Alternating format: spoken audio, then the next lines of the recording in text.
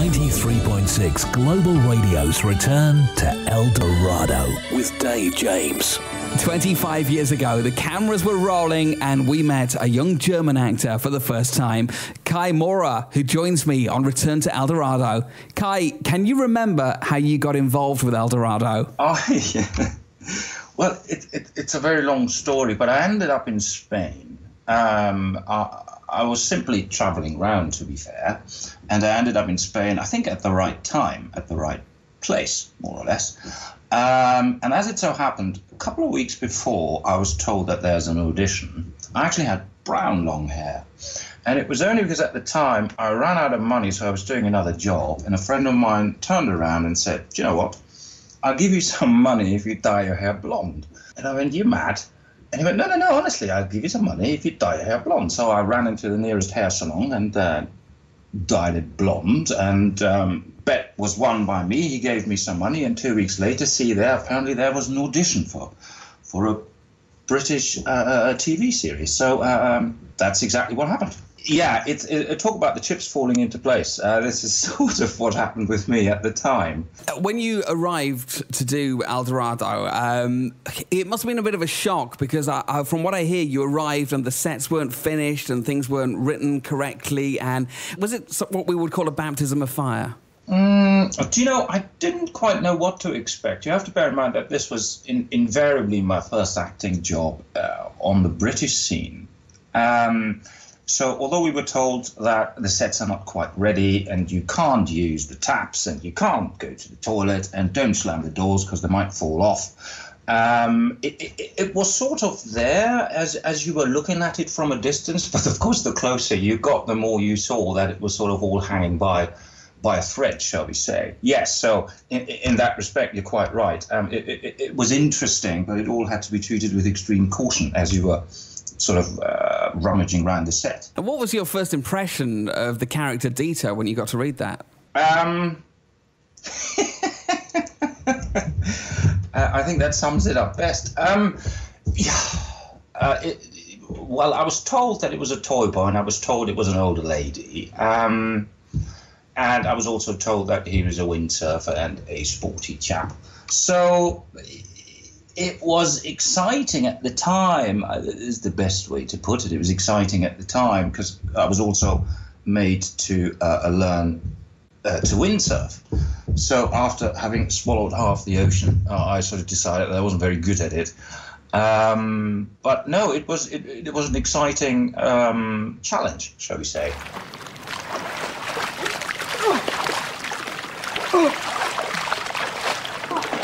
Sorry, darling. What's the matter, Miss King? Didn't get a close enough look last time. And when the filming was happening, where did you live? Mijas. Yeah, I hear a lot of the cast were living there in the village in the mountain. Well, we had a little complex. It was almost like 1, 2, 3, 4, 5, 6. We always had 12, 13 apartments, or 14 apartments that were arranged around a swimming pool, shall we say. And yeah, there was some of us were there, so we had various crew and cast members there at the time. And when you weren't filming, what kind of things did you do to, keep yourself busy? So that mainly happened in the evenings. I think I must have tried most of the restaurants up and down the coastline, to be fair. Eaten my way through most of the menus. And then, of course, we also went clubbing at the time. Gosh, it sounds very odd when I say that now, but yeah, this is sort of what happened. So I went out with John a lot, John Murray. Yeah, and we were always out in the evenings and doing what we thought were normal things, but apparently not. But no, it was. This is what we ended up doing in the evenings. Filming typically took most of the day, so there was little time left in the evening. So we were given the scripts, we had to prepare for the next day. So yeah. So when we got to do something, that's where we ended up typically. You mentioned that you were told Dieter was going to be a toy boy character. Mm. How did you get on with Polly Perkins when you met her? Because she was playing Trish Valentine. Well, I had no idea who she was. I mean, she was a lovely elderly lady, I thought. I got on with her all right. Yeah, I had no issues with her at all. I think she sort of... well, I don't know whether she took me under her wing in order to protect me a little bit. But no, we got on all right. We never had any issues at all, although it was a bit weird kissing her. You know what I mean. Well, the chemistry on screen between you guys was great, though. You had some really fun moments together, didn't you? Yeah, we did. I mean, but it's a funny one. It does feel, it did feel slightly odd then when we had to crawl into bed together and pretend to be in love and all that. But no, we had hilarious moments. I think a lot of them revolved around the fact that we weren't necessarily. It's not that we weren't getting on, but I was the jealous type, if I remember rightly. So I ended up punching somebody in the bar. Yeah, that's right. So I was typically acting my age, which apparently sort of looked like I was about 12, to be fair. What? At the clinic. Saw you the other night. Tall, dark stranger coming into your life. I'd say it's just what you need. Dieter, if you were the last man on Earth, I'd say that was still one too many.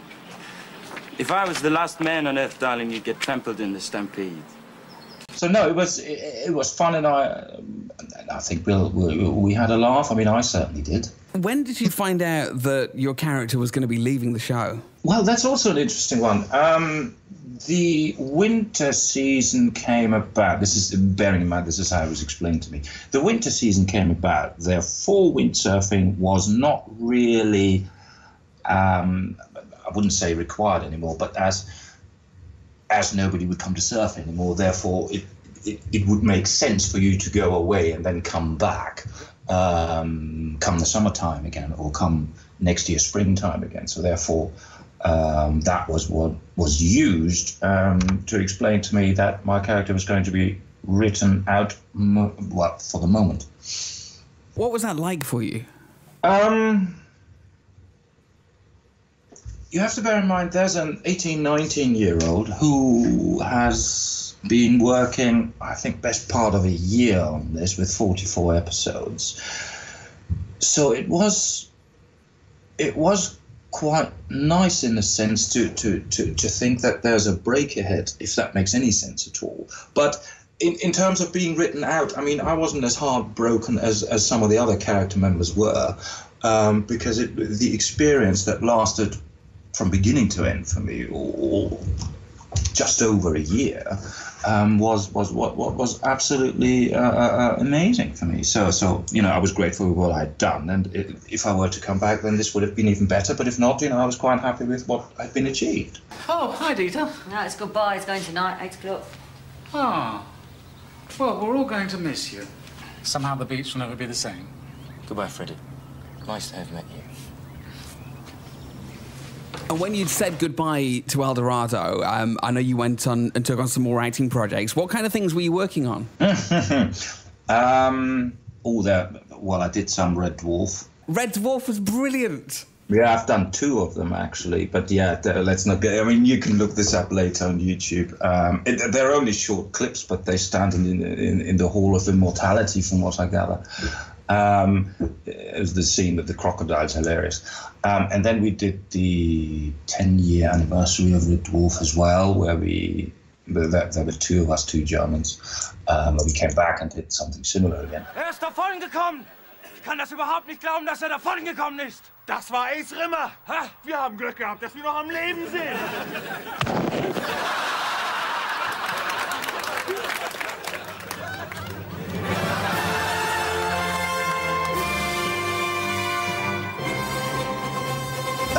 What did I do after that? Oh, I did loads of Fringe in London. I spoke to Framboise Gourmandi the other day, and she said that having left Eldorado, she found it was difficult to get work because of the perception that people had of that TV show at the time. Did you experience anything similar? Well, I think I had a double whammy. I mean, on the one hand, it was the perception of how bad Eldorado indeed was, and if I can just put everybody right, I really think that there were 2 issues to it that caused it to topple over, and I would say little to do with the acting at the time.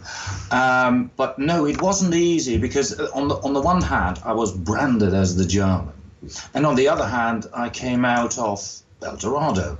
So if you look at those two headings, there really is only an extremely niche market left for you.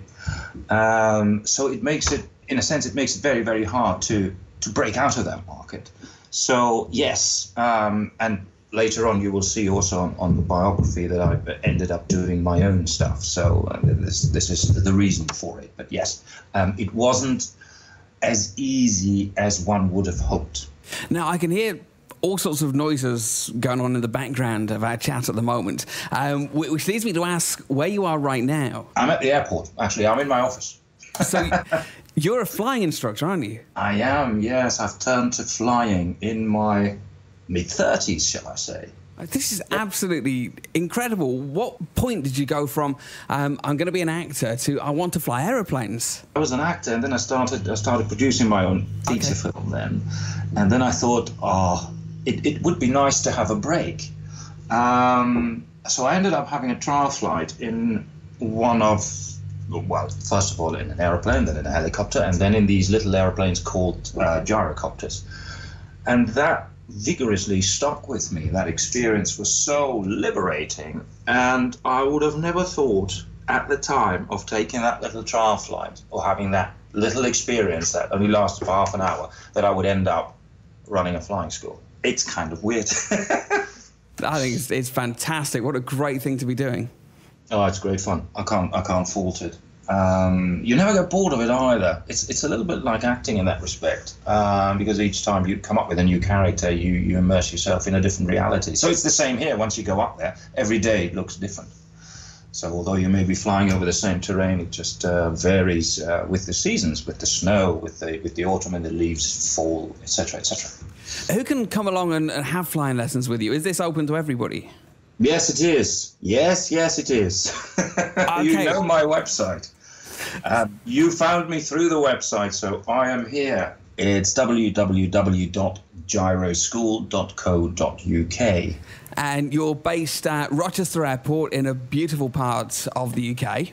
Yeah, in Kent, yes. Eldorado fans can come and have a flying lesson with you. I guess they can. I mean, I here and there do get requests for autographs still, which is funny.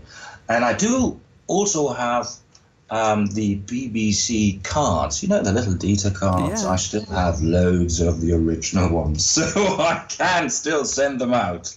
You mentioned earlier why you thought Eldorado didn't survive. Can you tell me more about that? It had to do with two issues or two different subjects, and I think one subject matter at the time was a political matter. And the political matter from Jonathan Powell leaving BBC One, going to Channel 4, and then somebody else taking over, and then somebody else taking over. It's always the case when somebody takes charge of a new company, they almost have to be seen to be rattling the cage somewhere. So one is a political issue, and the other one, I think, from a personal level, is that I think they fell by the wayside by way of not translating all those foreign languages. To be fair, I speak a couple of languages. I speak about 3, but, you know, damned if I could understand the Danish or the Swedes. I had no idea what they were talking about. And if you are watching the series, and of course I was mumbling along in German, and I'm quite sure the German audience may have understood me, but the English didn't. And the same must be true with anybody, really, who spoke a different language. So half the program was really hard to understand. And I think that was this, you know, had they subtitled it or made it slightly easier, it may have helped. Yeah, I mean, here in Spain, obviously, you know, you filmed just around the corner from where the radio station is. People still talk about it, and they talk about it very fondly. Oh, that's great. No, that's fantastic. We should just reinstate everything and have Eldorado Part 2, The Return, come up. If I win the Euro Millions, that's what we'll do. That'd be fantastic. Is it nice for you when people still recognise you from Eldorado? In a sense, yes, it is. Although this is usually then followed up by, but it was an absolute flop, so you were in a flop. And that's usually when I have to say, whoop, whoop, whoop, whoop, whoop, stop. You know, it's very easy for you to say it was a flop, but I had a fantastic time doing it. So it's very different. I have very fond memories there with regards to what we did, how we did it, and how it all gelled with so many people. What the outcome was at the other end and how they promoted it, sadly, we have no control over. That fact that it was axed, as I said, I think really had to do with something political, more so than the series itself. If I'm not mistaken, I mean, correct me if I'm wrong there, but towards the end, the numbers were quite, or they were building up, the audience numbers as it got through the year. And if you look at the very beginning of EastEnders, I mean, that was hardly something to shout about. So, you know, you have to give something a chance for it to bear fruit, and I don't think that particular series was given the chance. If I did win the Euro Millions and we did resurrect Eldorado, what do you reckon Dieter would be doing now? Oh, I guess I should just cotton on to what I'm doing now. I mean, I can combine the two. That would be hilarious. I think, but if you really think about a beach bum, hang loose, do nothing type of guy, he probably wouldn't have moved far from the surfboard and is still sponging off somebody else, to be fair. I think that's what he would be doing. Kai, I have thoroughly enjoyed chatting with you today. Next time I'm in the UK, I'm going to come and have a flying lesson because I've always wanted to go on one of these gyrocopters. They look brilliant. Yeah, you come along, you know where I am, and we'll catch up then. Thank you so much for your time. I've really enjoyed catching up with you today. Thanks, Dave. Thanks for ringing. 93.6 Global Radio's return to Eldorado with Dave James.